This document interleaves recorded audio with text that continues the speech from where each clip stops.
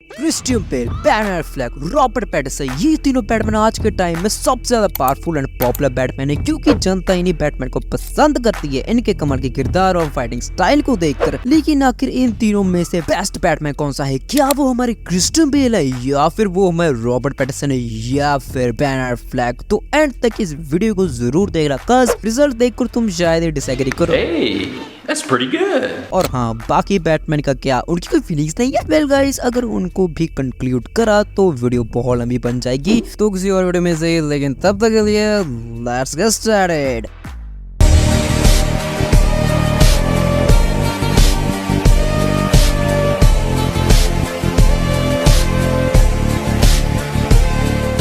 सबसे पहले शुरुआत करते हैं दी लेजेंड दी सिग्मा की। जी हाँ, हमारे क्रिस्टियन बेल। एनीवे, आइए इन टेबल्स को जोड़ देते हैं। मुझे नहीं लगता यहाँ ऐसा करने देंगे। हाँ, जरूर देंगे, ये रेस्टोरेंट मेरा है। तो क्रिस्टोफर नोलन की बनी बैटमैन ट्रिलॉजी बैटमैन के किरदार को काफी शानदार तरीके से दिखाती है, स्पेशली ब्रूस वेन वाले पार्ट को, कि कैसे वो बैटमैन बना और कैसे एक हीरो की तरह मरा। तो इस टाइमलाइन का बैटमैन स्केयरक्रो, रेचल गुल, जोकर, बेन और टू फेस से लड़ चुका है। एंड हमने ये भी देखा है कि क्रिस्टियन बेल के बैटमैन को शुरुआत में कोई भी तकलीफ नहीं हो रही थी, मतलब वो ग्लाइड आराम से कर सकते थे और अपने पहले दुश्मनों को बड़ी आसानी से हरा दिया, जो कि इस बैटमैन को काफी अच्छा नजरिया देता है। लेकिन हम देखते हैं कि ब्रूस वेन काफी सालों के लिए बैटमैन बनना बंद कर दिए थे due to some injuries and लोगों का ट्रस्ट भी उठ गया था। और जब डार्क नाइट राइजेस में वो वापस आए तो बेन ने उसे हरा कर एक पिंजरे में रख दिया और हमने देखा कि ब्रूस वेन अभी भी सही गलत में फर्क ढूंढ रहे हैं। एंड में उन्हें वो मिल जाता है। यस, हौसला और जिगर एंड अपने आप को वो गौतम के लिए कुर्बान कर देते हैं। ये तो रही क्रिस्टियन बेल की बात, लेकिन इसके बाद आए बेन एफ्लेक। जी हाँ,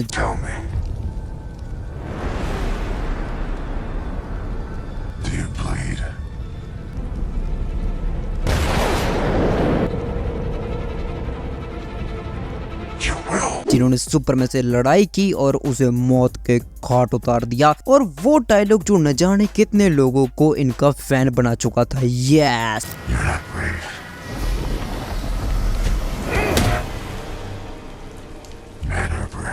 मैन आर ब्रेव। तौबा तौबा तौबा, थारा मूड खराब कर दिया।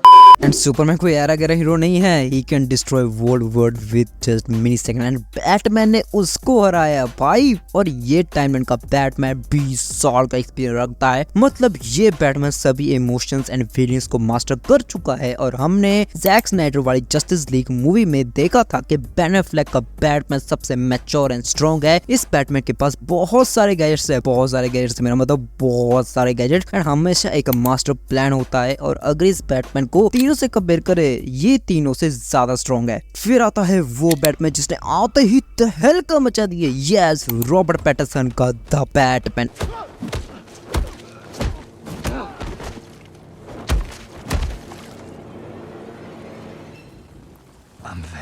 अब देखो, लोगों को इस बैटमैन से बहुत सारी उम्मीदें हैं, लेकिन देखो ये बैटमैन बहुत गुस्से वाला है। आई मीन सही में बहुत ज्यादा गुस्से वाला है। तुमने मूवी में देखा ही होगा कि ये गली के गुंडों की फाड़ के चौसठ कर देता है और ये काफी इमेच्योर भी है, मतलब कई बार इसका गुस्सा ही इस पे हावी हो जाता है। हाँ, रिडलर और जोकर को पकड़ना किसी अहरे गहरे की बस की बात नहीं थी, ये केवल हमारा बैटमैन ही कर सका। बट हमको ये समझना चाहिए कि असल में बैटमैन काफी मैच्योर एंड ठंडे दिमाग वाला है। आई मीन वो अपनी इमोशन एंड फीलिंग्स पे पूरा कंट्रोल रखता है। और हमने एक सीन में देखा ही था कि रॉबर्ट पैटिंसन वाले बैटमैन को अभी तक ठीक से ग्लाइड तक करना नहीं आया। इससे यही प्रूव होता है कि ये बैटमैन अभी लर्निंग स्टेज में है और काफी टाइम लगेगा ऊपर आने के लिए।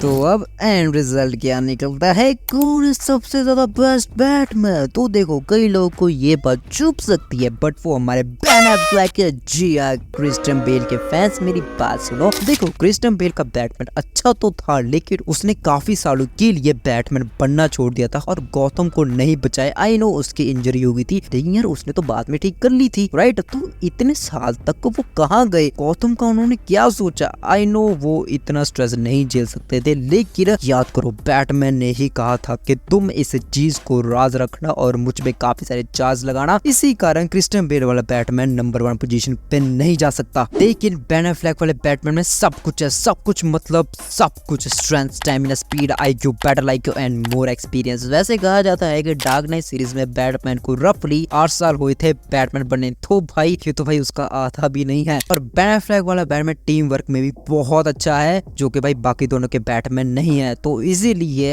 अपना बेन एफ्लेक नंबर 1 पे जगह बनाता है। तो Christian Bale number 2 and Robert Pattinson number 3। I know इनके फैंस कभी ट्रिगर हो रही होगी, लेकिन देखो रॉबर्ट पैटिंसन का जैसे मैंने कहा this Batman is still a beginner और इसके पास सिर्फ 1.5 साल का एक्सपीरियंस है, so this Batman don't have any chance to be number 1। लेकिन हाँ, इस बैटमैन में बहुत पोटेंशियल है, लेकिन जब दी बैटमैन 2 मूवी आएगी तब नई लिस्ट बनेगी, लेकिन तब तक के लिए तुम्हें इसलिए सही काम चलाना पड़ेगा। और अगर बेन एफ्लेक वाले बैटमैन से अभी भी नाराज हो तो मैं बता दूं केविन कॉनरी, जिन्होंने बैटमैन को 30 सालों तक अपनी आवाज दी, वीडियो गेम्स में, सीरीज में, मूवीज में, उन्होंने भी ये एडमिट किया कि बेन एफ्लेक वाला बैटमैन सबसे ज्यादा अंडररेटेड एंड बेस्ट बैटमैन है। इस बैटमैन ने बैटमैन का वो रूप दिखाया जो असल में बैटमैन को दिखना चाहिए। Yes and rest in peace sir. और इसी के साथ ये वीडियो भी खत्म होती है। मैं मिलता हूँ नेक्स्ट वीडियो में, till then man a brave.